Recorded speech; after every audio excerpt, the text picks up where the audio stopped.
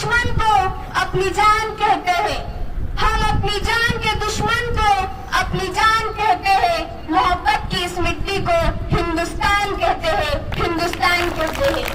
मंच पर बैठे हुए माननीय अध्यक्ष महोदय, अतिथिगण, हमारे स्कूल के संचालक दिलीप सर, निकिता मैम, यहाँ उपस्थित सभी अध्यापक और मेरे भाई बहनों को मेरा सादर प्रणाम।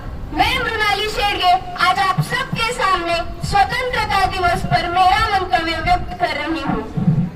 आज तिरंगा लहराता है अपनी पूरी शान से, आज तिरंगा लहराता है अपनी पूरी शान से। हमें मिली आजादी वीर शहीदों के बलिदान से, वीर शहीदों के बलिदान से। आजादी के लिए हमारी लंबी चली लड़ाई थी, आजादी के लिए हमारी लंबी चली लड़ाई थी। लाखों लोगों ने प्राणों से कीमत बड़ी चुकाई थी, कीमत बड़ी चुकाई थी। आजादी, आजादी का असली मतलब वही समझ सकता है जिसने कभी गुलामी की हो। हम सौभाग्यशाली है कि हमने स्वतंत्र भारत में जन्म लिया। यूं तो आजादी की लौ 1857 में ही चल चुकी थी, जो वर्षाल बनकर 1947 में हमारे देश को आजाद कराई। प्राचीन, मध्यकालीन और वर्तमान भारत के उदाहरणों से ये स्पष्ट करना चाहूंगी कि जब हम तिरंगियों के फेरे में फंस गए थे, तब रंगे बसंती शोलों की एक आवाज पर टोलों के टोले उमड़ाते थे और उनके वंदे मातरम के नारों से खून में आने वाला 5-5 डिग्री का तूफान अंग्रेजी शासकों की जड़ों में तूफान ला देता था।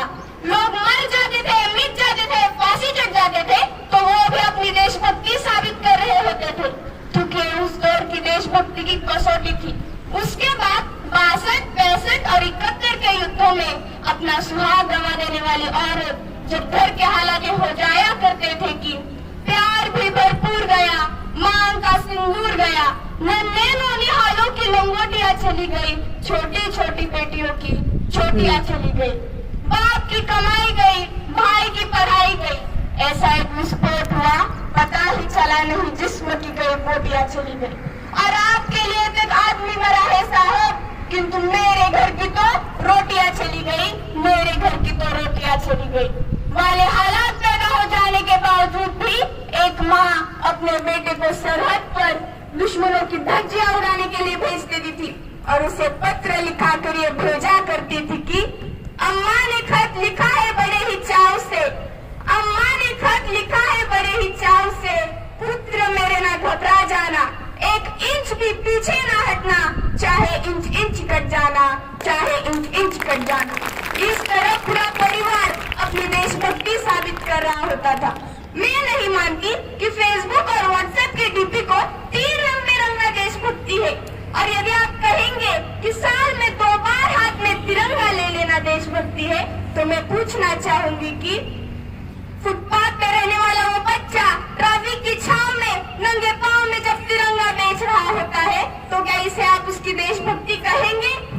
यह उसकी देशभक्ति नहीं, उसके पेट के भूख की शक्ति है जो उसे ऐसा करने में मजबूर करती है। क्योंकि न मस्जिद को जानते हैं, न शिवालों को जानते हैं, न मस्जिद को जानते हैं, न शिवालों को जानते हैं। जो पेट के भूखे होते हैं ना, वो सिर्फ भोजन के निवालों को जानते हैं, भोजन के निवालों को जानते हैं।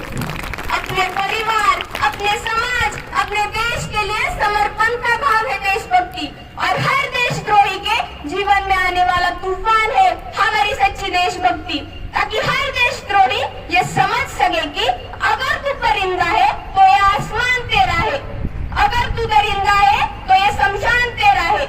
भाईचारे से रहना है तोरे जमीन पर, वरना एक कब्र भी तेरी है और एक कब्रिस्तान तेरा है, और एक कब्रिस्तान तेरा है। आज के इस दौर में वो युवा जिनके ऊपर जिम्मेदारी थी अपने समाज, अपने परिवार, अपने देश के आशाओं को बांधे रखने की, आज वही युवा अब 4x4 इंच की छोटी सी स्क्रीन पर अपनी कोमल उंगलियों के घर्षण मात्र से अपने भावनाओं की इमोजी भेज रहा है।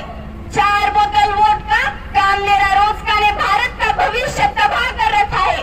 और मैं बता दूं, महिला सुरक्षा के मामले में हम आज भी 4थे नंबर पर आते हैं, क्योंकि हम ना एक ऐसे समाज में जीते हैं जहाँ पत्थर की मूरत को लगते हैं 56 भोग, जहाँ पत्थर की मूरत को लगते हैं 56 भोग, और भूखे तड़पते सो जाते हैं लोग, भूखे तड़पते सो जाते हैं लोग। ना सरकार मेरी है ना रब मेरा है, ना सरकार मेरी है ना रब मेरा है, और ना ही ये बड़ा सा नाम मेरा है। बस इतनी सी बात का गुरूर है मुझे कि मैं भारत की हूँ और ये भारत मेरा है और ये भारत मेरा है। और मेरे विचारों में जब तक इस देश का युवा अपनी सफलता के लिए मंदिरों में जा जाकर नारियल फोड़ फोड़ कर भगवान को रिश्वत लगाता रहेगा, अपने धर्म अपनी जाति को ऊंचा मानकर दूसरों के धर्म की अवहेलना करता रहेगा, तब तक हमारा राष्ट्र निर्माण संभव नहीं होगा। हमारी संस्कृति हमारी सभ्यता को दुनिया ने शीश नवाया है, तो क्यों आस्था के नाम पर हमने अंधविश्वास फैलाया है। हमारे समाज में मुझे एक वैचारिक बीमारी नजर आती है। कहा जाता है हम दुनिया के सबसे बड़े लोकतंत्र है, जहाँ हिंदू पैदा होते हैं, मुस्लिम, सिख और ईसाई भी पैदा होते हैं, पर बदकिस्मती है कि अब इंसान पैदा नहीं होते। और मेरे विचारों में ना हिंदू की जरूरत है ना मुसलमान की जरूरत है। राष्ट्र निर्माण के लिए केवल अच्छे इंसान की जरूरत है, केवल अच्छे इंसान की जरूरत है। जरा सोच कर देखिए, ये पेड़ पौधे और शाखाएं भी परेशान हो जाए अगर परिंदे भी हिंदू और मुसलमान हो जाए। हमारा राष्ट्र निर्माण तब तक संभव नहीं होगा जब तक इस देश में महिलाओं की पूजा नहीं, उनकी इज्जत की जाएगी।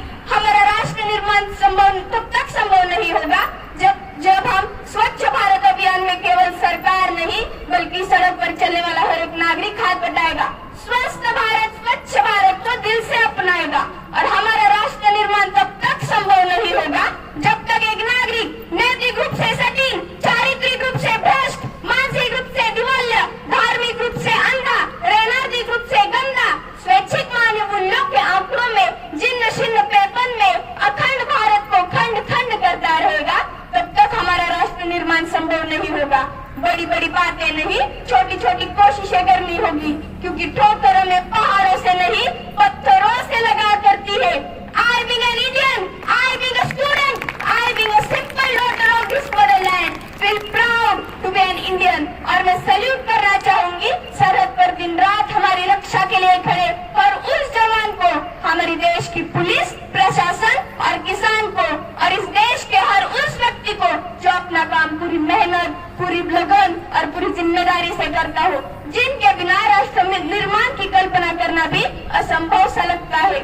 और इस मंच पर पूरी जिम्मेदारी के साथ मैं भारत की बेटी ये कहती हूँ कि हमारा राष्ट्र निर्माण तब संभव होगा जब हम सब, मैं, आप, हम सब मिलकर प्रयास करेंगे, क्योंकि हमारे देश की जिम्मेदारी नहीं है हमें आगे ले जाने की, बल्कि हमारी जिम्मेदारी है अपने देश को आगे ले जाने की, अपने वतन को आगे ले जाने की, अपने राष्ट्र को आगे ले जाने की।